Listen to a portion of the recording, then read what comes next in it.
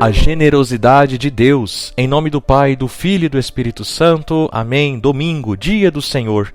E nós vamos meditar o Evangelho que está em Mateus, capítulo 21, versículos de 33 a 43. O Senhor esteja convosco, Ele está no meio de nós. Proclamação do Evangelho de Jesus Cristo segundo Mateus. Glória a vós, Senhor. Naquele tempo, Jesus disse aos sumos sacerdotes e aos anciãos do povo: escutai esta outra parábola. Certo proprietário plantou uma vinha, pôs uma cerca em volta, fez nela um lagar para esmagar as uvas e construiu uma torre de guarda. Depois, arrendou-a a vinhateiros e viajou para o estrangeiro.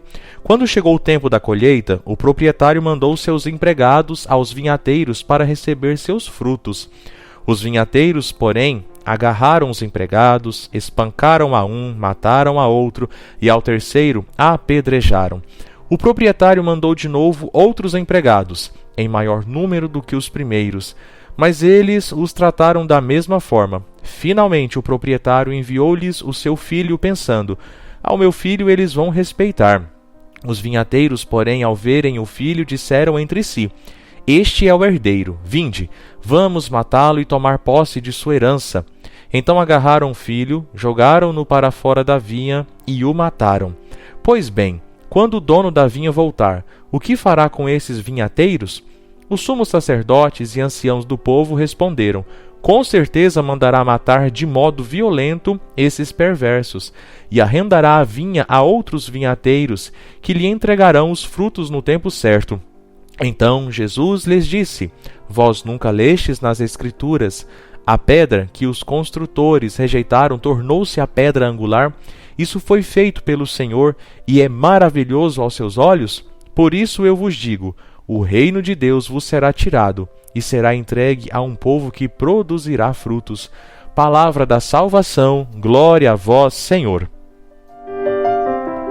Queridos irmãos e irmãs, hoje nós meditamos sobre a parábola do vinhateiro misericordioso e encontramos aqui a generosidade de Deus, que nós acabamos de ler em Mateus 21, 33 a 43. Nessa narrativa, meus irmãos e minhas irmãs, Jesus nos convida a refletir sobre o modo, sobre a maneira como Deus cuida de sua vinha, que representa o reino dos céus. Pois bem, o proprietário da vinha plantou uma videira, cercou-a com uma cerca, cavou um lagar e construiu uma torre de vigia. Ele fez tudo isso, meus amados, com grande cuidado e amor, proporcionando tudo o que a vinha precisava para produzir os frutos abundantes. Isso representa o cuidado de Deus pela sua criação, o cuidado de Deus pela sua igreja, por cada um de nós. Deus, meus irmãos e minhas irmãs, cuida de nós o tempo todo. Muitas vezes nós achamos que estamos fora dos cuidados de Deus, mas não isso que acontece. Deus está cuidando de você o tempo todo. No entanto, os vinhateiros, ou seja, aqueles que cuidam da vinha, que foram incumbidos de trabalhar neste território, nesta plantação, traíram a confiança do proprietário. Quando os servos foram enviados para colher os frutos, eles foram espancados, apedrejados e até mortos. Finalmente, o próprio filho do proprietário foi enviado, e eles também o mataram, na esperança de tomar posse da vinha, de usurpar aquilo que não era deles. Queridos irmãos e irmãs, essa atitude dos vinhateiros representa claramente a rebeldia e a ingratidão de toda a humanidade em relação a Deus.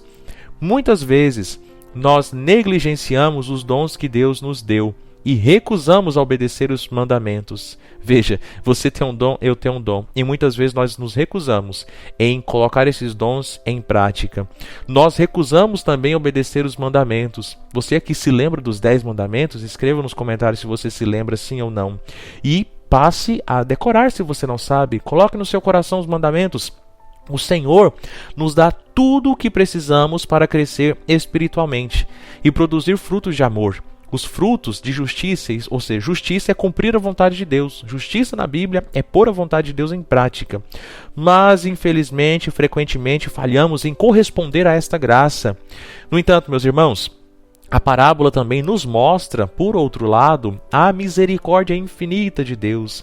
Mesmo diante da traição e da maldade dos vinhateiros, O proprietário da vinha continua a buscar uma solução que permita a reconciliação. Perceba isso no Evangelho. Ele mandou um, mandou outro, sendo que ele poderia resolver tudo imediatamente. Mas não, ele teve paciência com aqueles que estavam trabalhando na vinha. Da mesma forma, Deus nunca desiste de você e de mim. Nunca desiste de nós.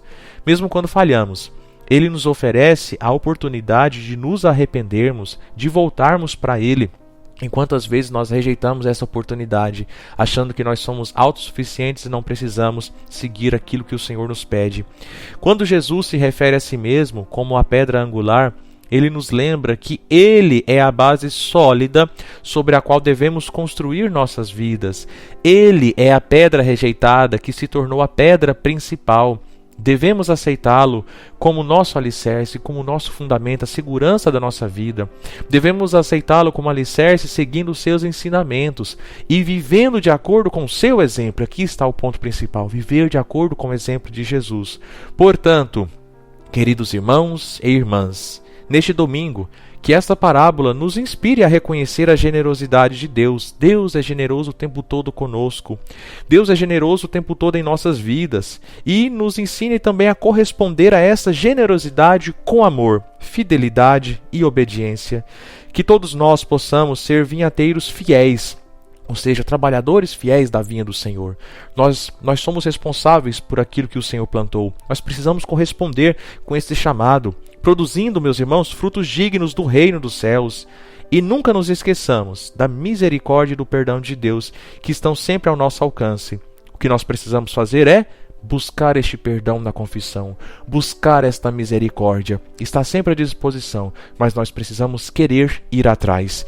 Que Deus nos fortaleça, que Deus nos abençoe abundantemente. Não se esqueça, domingo, dia do Senhor, missa às 8 horas da manhã e 19h30. E também peço que você reze pelo encerramento do acampamento dos jovens que está acontecendo aqui hoje em Doverlândia. E se esta homilia acrescentou algo na sua vida, meu irmão, por favor, deixe o seu like, curta essa homilia, escreva aqui nos comentários a palavra amém e que Deus te abençoe. Rezemos um Pai Nosso e uma Ave Maria pela nossa conversão. Pai nosso que estais nos céus, santificado seja o vosso nome. Venha a nós o vosso reino, seja feita a vossa vontade, assim na terra como no céu. O pão nosso de cada dia nos dai hoje, perdoai-nos as nossas ofensas, assim como nós perdoamos a quem nos tem ofendido. E não nos deixeis cair em tentação, mas livrai-nos do mal. Amém. Ave Maria, cheia de graça, o Senhor é convosco. Bendita sois vós entre as mulheres, e bendito é o fruto do vosso ventre, Jesus. Santa Maria, Mãe de Deus, rogai por nós, pecadores, agora e na hora de nossa morte. Amém.